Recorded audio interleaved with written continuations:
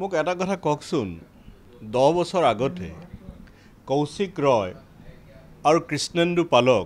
অসমৰ ৰাজনীতিত কোনে চিনি পাইছিলে এতিয়া মুখ্যমন্ত্ৰীয়ে বা বিজেপিয়ে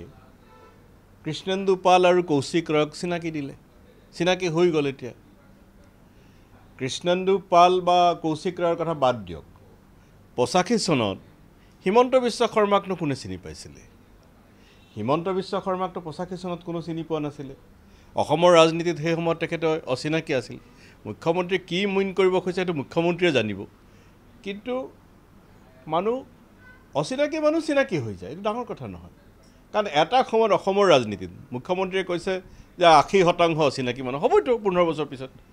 ক'ত চিনাকি থাকে আজি কৃষ্ণেন্দু পাল আৰু কৌশিক ৰয়ক 10 বছৰ আগত অসমৰ ৰাজনীতিত কোনো চিনি পোৱা নাছিলে আৰু 85 চনত হিমন্ত বিশ্ব শৰ্মাক অসমৰ ৰাজনীতিত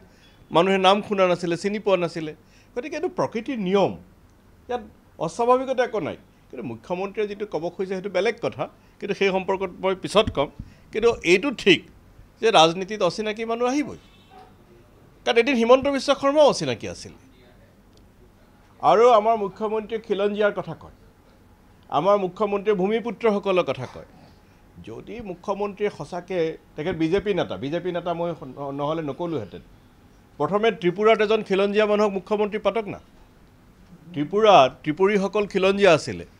তাত বিজেপি চৰকাৰত আহি প্ৰথমে বিপ্লৱ দেৱক পাতিলে এতিয়া আহি মানিক চাহাক পাতিছে এতিয়া মুখ্যমন্ত্ৰী বিজেপিৰ যদি সঁচাকে খিলঞ্জীয়াৰ প্ৰতি ইমান দৰদ আছে বিজেপি মুখ্যমন্ত্ৰী দিল্লীক মুখ্যমন্ত্ৰী হিমন্ত বিশ্ব শৰ্মা পাতিব নোৱাৰে মই জানো কিন্তু হিমন্ত বিশ্ব শৰ্মা এটা এপিল কৰক বিজেপি হাইকমাণ্ডক যে তৎকালে মানিক চাহাক গুচাই ত্ৰিপুৰী জনগোষ্ঠীৰ পৰা ত্ৰিপুৰাৰ কোনোবা এজনক মুখ্যমন্ত্ৰী পাতি দিয়ক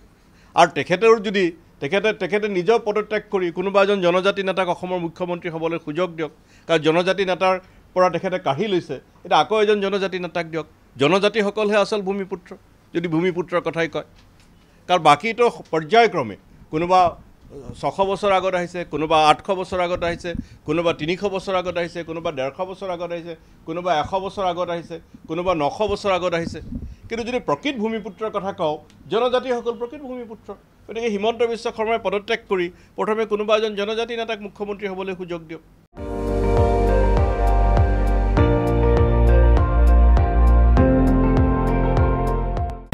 আপুনি চাই আছে ND24